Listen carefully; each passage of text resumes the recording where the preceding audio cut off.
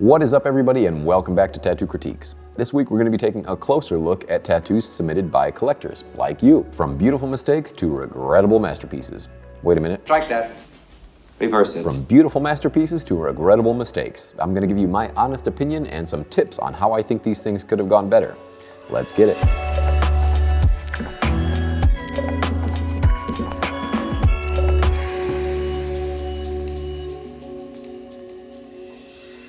Alright, first up we have a tattoo sent in by Ian. And Ian sent in an American traditional lady head with a pony. Wait a minute. That doesn't look like me. Well, I guess it kinda does. That's what they used to call me in school, old horse-face Lawson.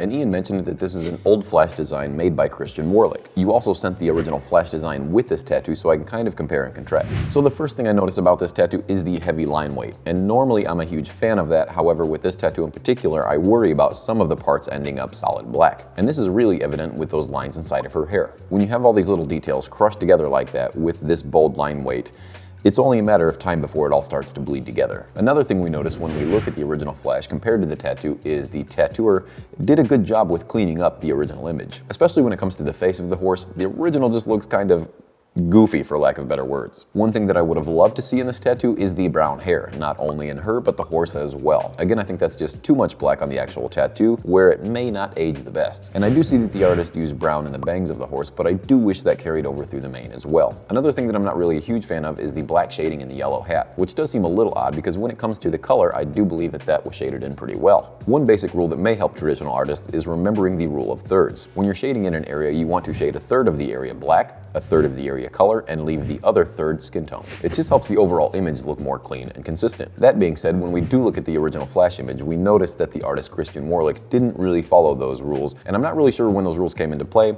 but as American traditional sits today, that's kind of the rules that we strive for. I do like how the artist took liberties with this tattoo to make it look more American traditional than the original reference. In particular, the red under her eyes and her face shape in general. These are just some design elements that we now recognize as American traditional. So it does seem like the artist hit the target in some areas, but kind of missed the mark in others. But once again, I do think they did a good job with the redesign and making it look more modern. There are just those couple of things that I think the artist could have done to make this tattoo look a bit more clean.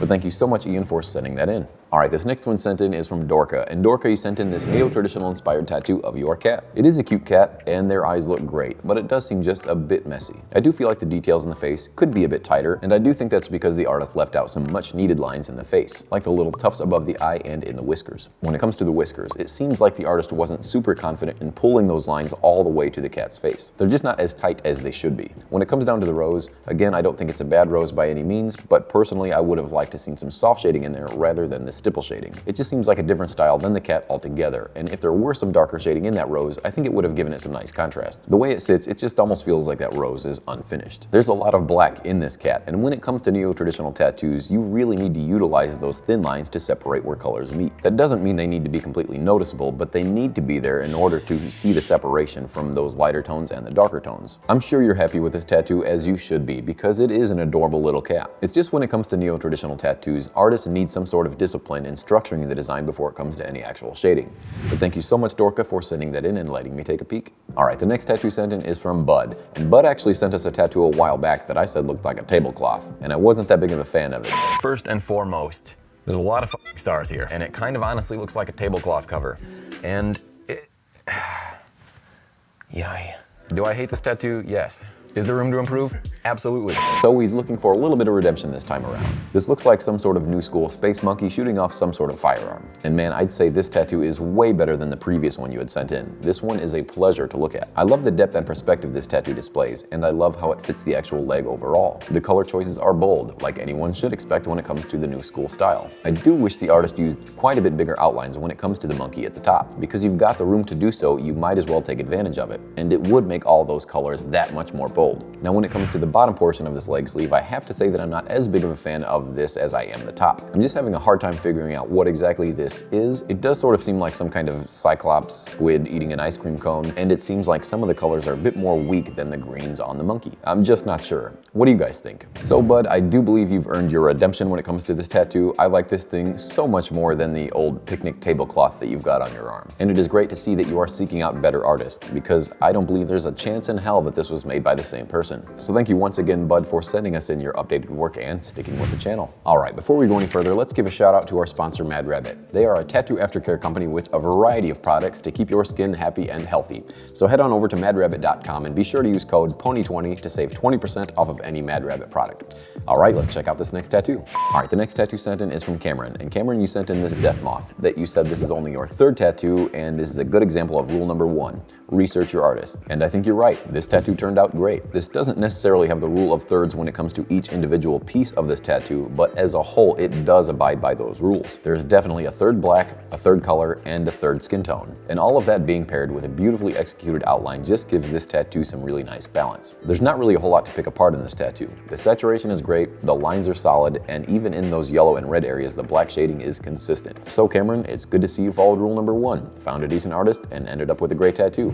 Thank you so much for sending that in. All right, the next tattoo sent in is from Aaro, and here is a good example of somebody not following rule number 1. I gotta know, did your 12-year-old sister tattoo this on you? Because it kind of looks like an elementary drawing. I can't really tell if these are eyes or some kind of crazy leaves, but I do see a couple kanjis in there as well as 4 little buttholes.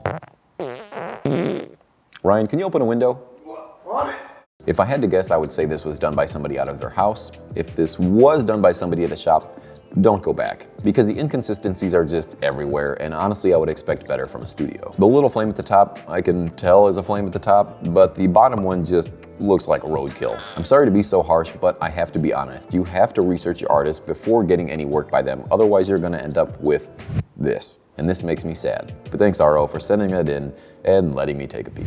And I'm gonna get hate mail. All right, the next tattoo sent in is from Chris Pollard. And Chris, you sent in these wind bars with some nice cherry blossoms. This thing is solid. Overall, I think this tattoo is done very well. The only thing I think it's really missing is some extra line weights around those cherry blossoms. It would just help lift off those petals, especially in those areas where the skin tone meets those leaves. I don't think it is super necessary, but I do think it would have given some nice separation from the foreground and the background. Some parts underneath the flowers look like drop shadows, which are a bit unnecessary, especially if they were to have those stronger line weights. One thing I will say is it looks like the saturation in the petals and the leaves have some nice control. I often see cherry blossoms and a lot of times they end up rather messy. It takes a lot of practice to make these things look that good. And the same thing could be said for those wind bars. It definitely looks like the artist took their time and made those things consistent. So Chris, I do think the artist did a great job. You've got some nice contrast here and some good technique. Thank you so much for sending that in and allowing me to take a look. All right, that's going to be it for the critiques this week, which leads us into my favorite tattoo of the episode, which was sent in by Cameron with this beautifully done traditional death moth. Now I know this looks like a simple design, but when it comes to traditional tattoos like this, they are often some of the harder ones to pull off. The colors are bold, the line work is pretty damn near perfect, and you've got enough skin tone in this tattoo to show off some good contrast. When it comes to simple tattoos like this, there really is no room for error, and I can't really see any mistakes. So once again, congratulations Cameron on being my favorite this week. One more thing, you know we can't forget about my featured artist of the week,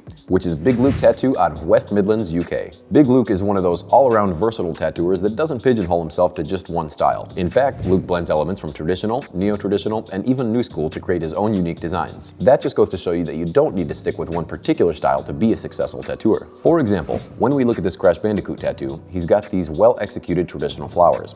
The color choices and line work definitely lean more on the neo-traditional side.